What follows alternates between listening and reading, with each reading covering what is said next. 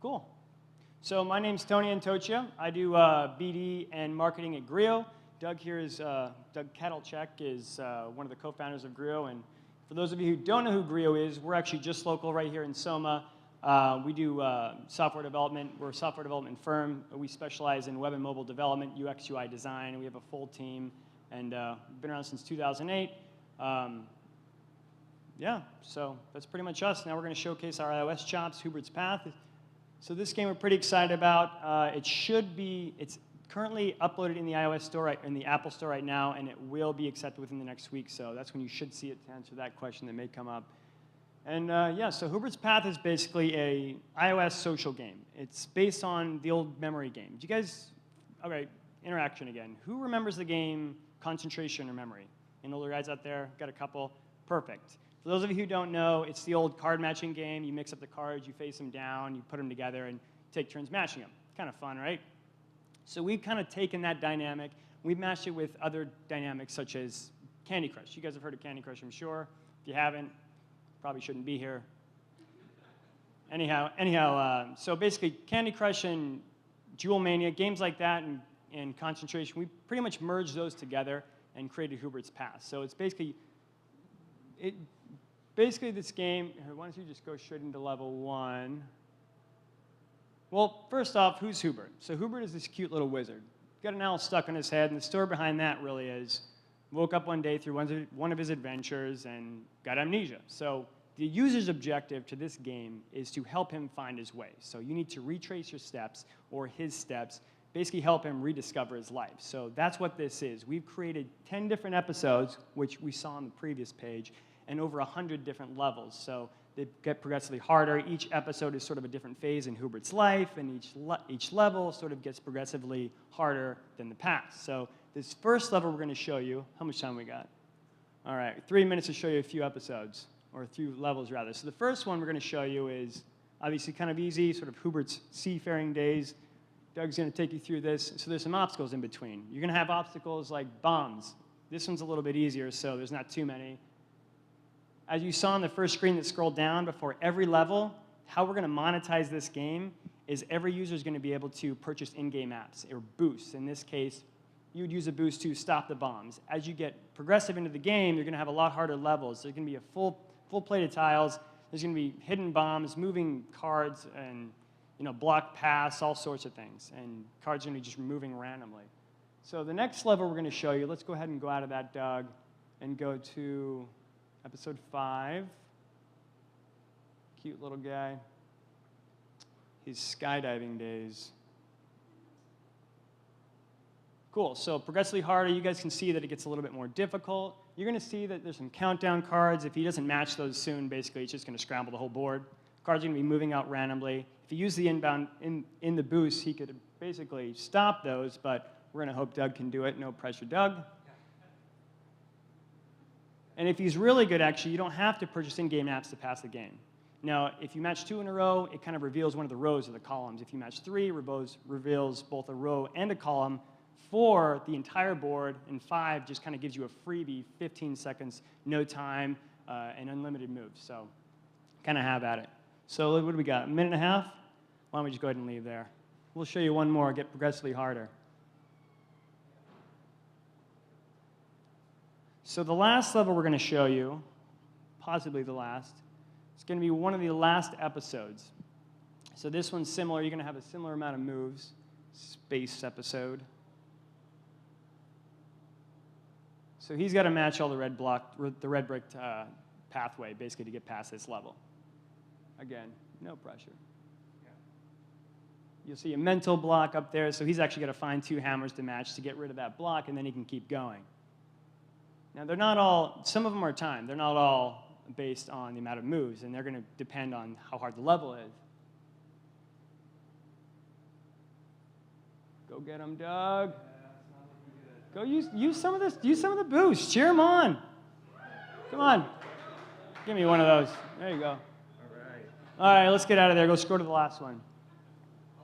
So Doug signed in here Facebook. So if he passed the game, you can see you'll see his score, and you can actually compare your scores to all your Facebook buddies. You can send lives to your Facebook friends. You can invite new Facebook friends, and et cetera. And yeah, that's pretty much it. So pretty much this game is built for anyone. You and I can play it to and from home and work, and your grandma can play it. She'd love it. My nephew loves it. Game's kind of for everyone. Here's another level. We'll just sort of let you guys hang on. So, yeah. Nice work. Yeah. Okay. It's our first ever demo for this game, so welcome Whobert to the public. Yes, you guys saw it first. You go home and dream about that. Okay, hands up high. Come on. Any questions? Anyone want a demo? I have a question. Why? Why? Why not? That was your question too? What? Yeah, what exactly? Actually. First of all, UX agency, almost a little cheating, but well done.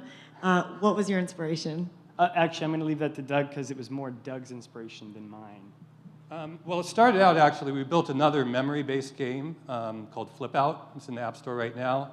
And it got a lot of traction. People really liked that game. So it wasn't quite a AAA game like we have here with Flip Out, where you have the, very polished graphics. There's sound that you can, polished sound as well, and all the different levels and these different dynamics that we've introduced.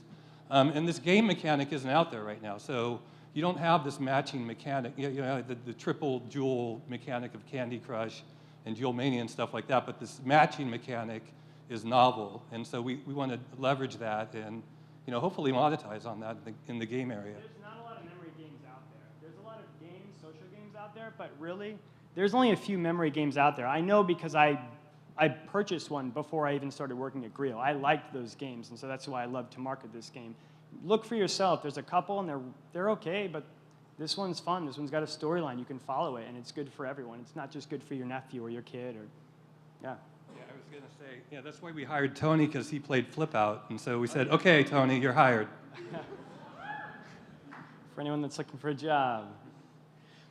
Hey, so I was wondering about, as a game designer, what I'd call agency. That is the balance between chance and user choice. I mean, it seems like when you start a memory game, you're just stabbing in the dark. So I'm wondering how you balance that. I mean, it seems like that's the experience. Doug had to do it right there live, is to just pick. Yeah, so we're not going to do a really big push launch right to start. We want to get a few thousand users, and then we'll tune the game. So, we have, somebody on our team that's actually the game producer is from Kabam. He's, gone through this exercise many times. And he used to work for EA before that, actually. But so we know that it's not going to be just right out of the box. We're going to keep tuning it and making it hopefully easy, not too easy, but easy enough where people can keep progressing through the levels and get to the end and go farther. Yeah. And we'll add more levels.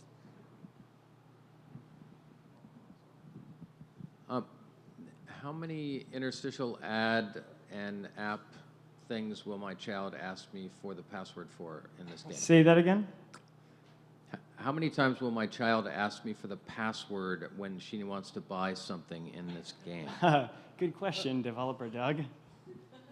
Well, hopefully they'll be good enough where they won't have to buy any boosts. So the kids have better memories than we do. Your Honor, strike as non-responsive. Yes. You don't need to purchase. Yeah, there's nothing to buy. Yeah. You can, but you don't need to purchase to play the game. I do sales, and I'm almost beat the game. Okay, good. Downloading now. Yeah, and if you guys, I was just going to say, if anybody wants to get a kind of preview of the game, sneak peek, come contact us. We'll give you a URL where you can get the game and check it out. It's a free game, just based on a freemium model. I had a question. As a outsider from the gaming universe, what are like the 5 bullets that make a successful game? Not exactly. I don't know.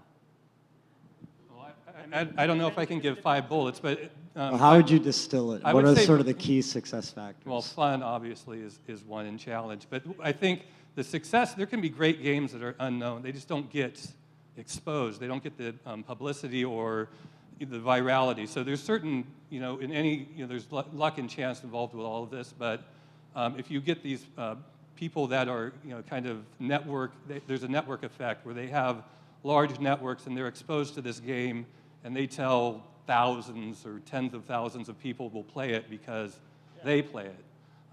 Some of our strategy for marketing this game is going to be a local strategy. So we're going to try to focus here in San Francisco and get buzz, and hopefully we'll latch on to some of these people that have this network virality in that way. So we kind of focus, put all our wood behind the arrow right here in San Francisco.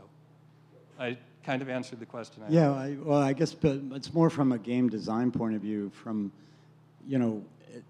there's obviously there's luck, but there's also a science to sort of figuring out.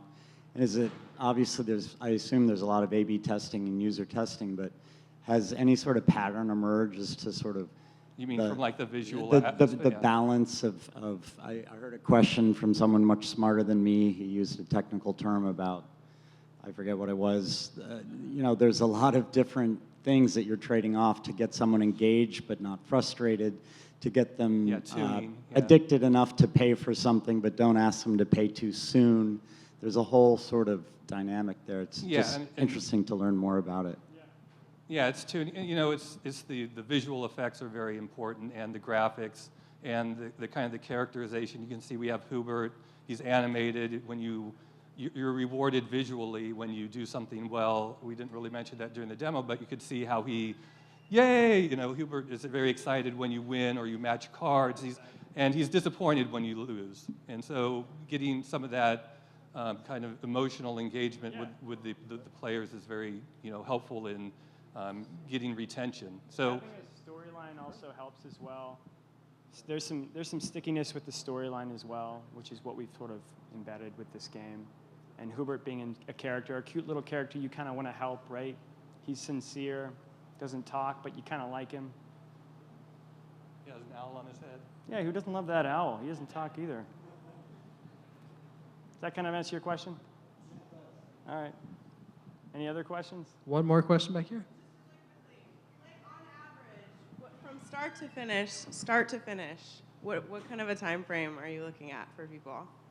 I'm sorry, for what? I can get it. To build it. The time frame to build the app was, Oh. we started late August, early September, and we're right submitted now. So and that doesn't mean we're done. That means that we're done with what we want to get to submitted. Then like we said, we're going through a tuning phase. We're going to add some more polish during that tuning phase, and so all said and done to where we're like putting a big push behind it's probably about 6 months. Yeah. There'll be some new versions, all the time, but it's been 5 to 6 months. Does anybody else have any questions? I think we're done. All right, kick us off. Thank you. Nice work, Brio.